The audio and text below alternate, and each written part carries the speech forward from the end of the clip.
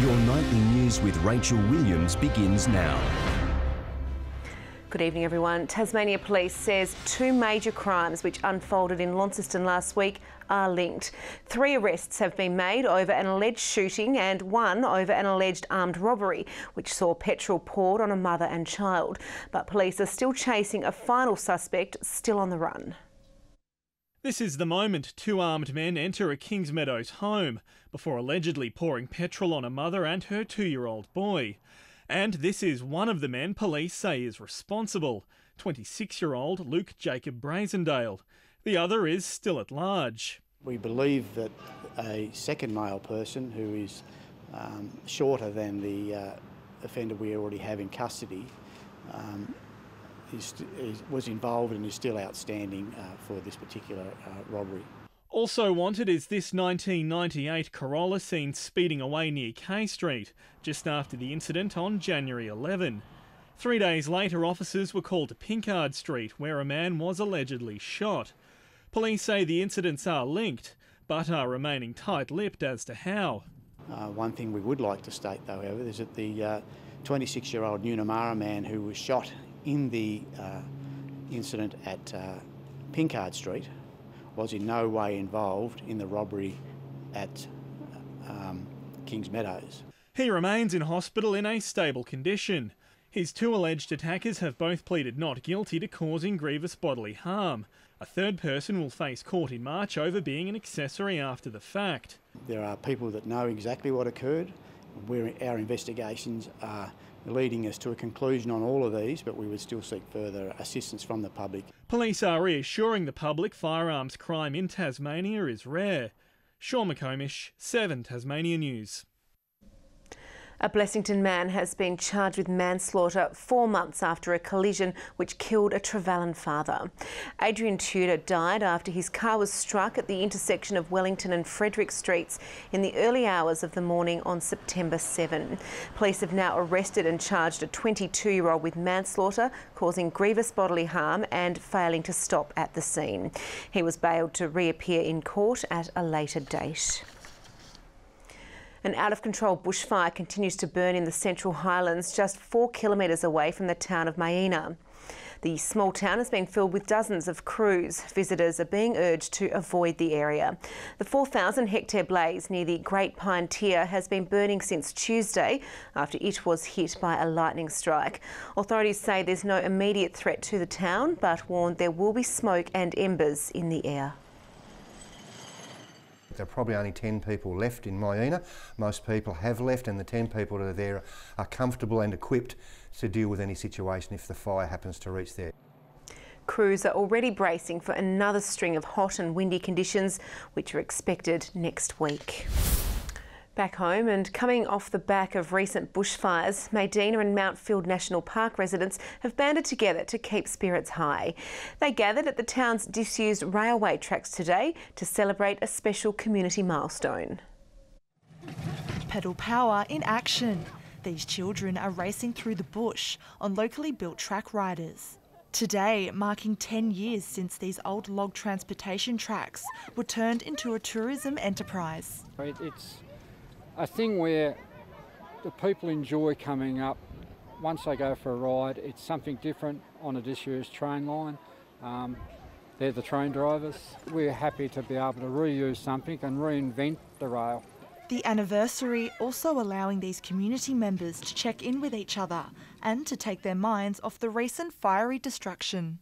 And it's also a really great way of making sure that everyone's okay with what's going on and just making sure that everyone's coping all right. A bit of, obviously mental health, it can get quite draining.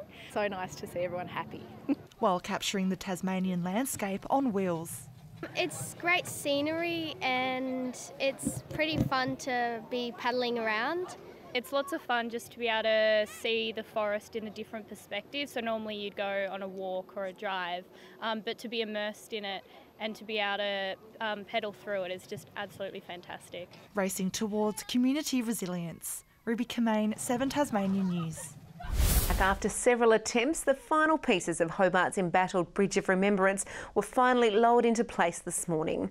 But it's forced a section of major highway to shut down for the weekend, leading to widespread traffic chaos. It's finally here, a first look at the new Bridge of Remembrance. The middle span installed over Hobart's Tasman Highway early this morning.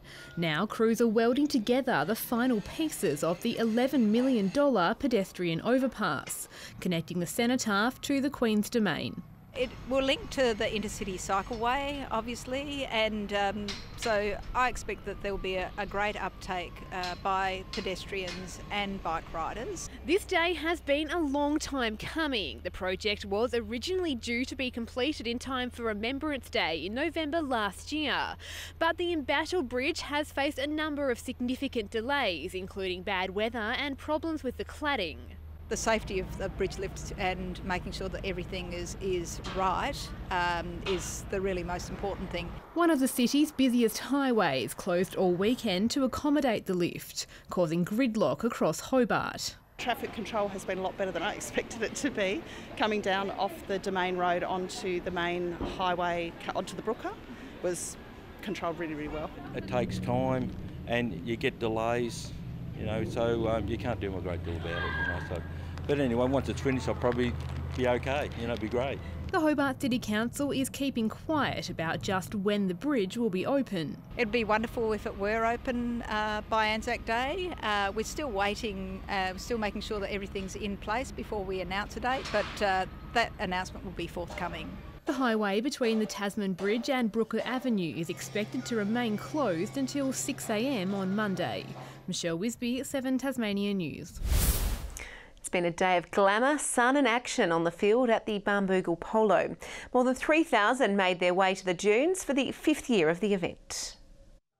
In fast-paced action like this, it takes a keen eye to spot a tiny ball among the hooves. Oh, look at him picking the ball up off the ground. Soundgarden for Stella Artois, it's straight through the middle. Not that everyone is watching.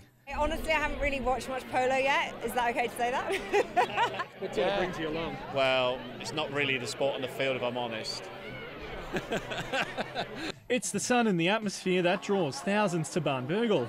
And where there's horses, there's fashion. Even if the best dressed wing it. Didn't really put too much time into it, I will confirm. 30 minutes, an hour? Oh, I'll go an hour. I'll go closer to an hour. 20 minutes, half an hour? Yep, so not very long at all, so yeah. For competitors and those in love with the game, Barnbougle is worth the trip. Oh, for me, I've played polo all over the world, and this is just such a great country tournament where everyone's just here having a good time. You've got the picnic, sort of the picnics on that side, and then you've got the marquees over here, you've got the dance music, it's got everything. It's a great event. Just the fast-paced action, it's so close. You can literally hear the hooves of the horses, and it's just a really great day. The fun wasn't just for the grown-ups. Polo is really fun, how you can ride on horses and try and have as much fun as you can. Gonna try and get girls to play professional polo. There's a girl playing in the final, so I'm gonna try and be like her. Although it wasn't exactly the horses that brought them to the field. Go! Actually, maybe the grown-ups too. Sean McComish, 7 Tasmania News. Mona Foma has rolled on with thousands pouring into Inveresk for another day of art and music. While this year's onesies were all about the blues, it was jazz taking the stage this afternoon. The festival wraps up tomorrow with major headline acts including Courtney Barnett. A rainbow parade took over Hobart City Centre today as the Tas Pride Festival kicks off for another year. Hundreds marching together in recognition of the LGBTIQ community. The annual festival all about celebrating inclusion and diversity. A special focus this year is on supporting transgender Tasmanians to feel safe and accepted. Festival events will continue throughout the week. We have some breaking news now, and authorities are desperately trying to free a killer whale stranded at Badger Beach in northern Tasmania. The discovery was made by a member of the public earlier this morning. It's still not known how the marine giant became beached at the location.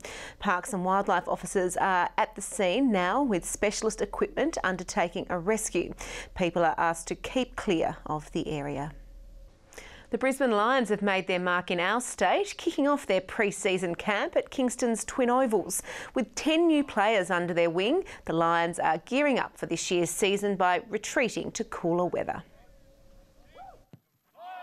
Yeah, it's good to get down here, a bit of a cooler climate, so I think that's one of the main things. You just jump off the plane and you take a deep breath and it's just a lot fresher, the air, and every day up in Brisbane it's really warm. We're going to work our butts off at training, and it's great to start the year off in Tassie as a close group and get that trademark down and induct the new boys in our trademark and show them what it's all about. The Lions will open their season against the West Coast Eagles at the Gabba in March and return to Tasmania to face the Hawks at UTAS Stadium in July. Hello again. A fine day across the state today with partly cloudy conditions in the southeast. Hobart a late maximum of 24, Launceston 25, 24 for Devonport and Burnie. 27 was the state's top today, reached at Cressy. A bit cooler elsewhere, 23 at St Helens, 22 the top at Grove, Ouse, Smithton and Flinders Island. King Island reached a high of 20, 19 the top for Strawn. The satellite shows low-level cloud around the west with mid-level mountain wave cloud over the southern half of the state. The satellite showing a band of high cloud moving across New South Wales, while an area of mid to high level cloud spreads from eastern WA to southern South Australia. Isolated thunderstorms in the top end. Tomorrow shows a high pressure system in the Bight helping to direct a westerly wind flow over Tasmania. To coastal waters now, west to south westerly winds 15 to 25 knots, reaching 30 knots about the south. Winds lighter and more variable about the east with inshore afternoon sea breezes. Seas 1 to 2 metres. A strong wind warning current for southern coastal waters from Tasman Island to Low Rocky Point. Mostly sunny, 27 in Hobart, 29 in Richmond and 28 the forecast for Ouse. Hot and sunny with a high of 31 degrees for Launceston, 29 in Devonport and Deloraine. Sunny in Burnie, 28, 21 the top for Strawn and Curry. And the forecast for St Helens, sunny and 26, 27 in Swansea and 24 in Whitemark. The UV at 12 in most centres. Sunny conditions are set to continue into Monday with a bit of cloud in the west. Hot and sunny again on Tuesday with temperatures in the 30s across Launceston to the east coast, and things will cool down on Wednesday as some cloud rolls over the state. 40 and very hot and sunny in Perth, mostly sunny and 33 in Adelaide, 24 the top for Melbourne, 26 in Sydney, a pleasant 32 in Brisbane and showers for Cairns and Darwin.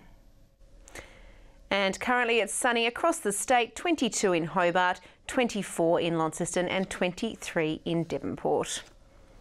Well, that's all your news for now. Thanks for joining us. Good night.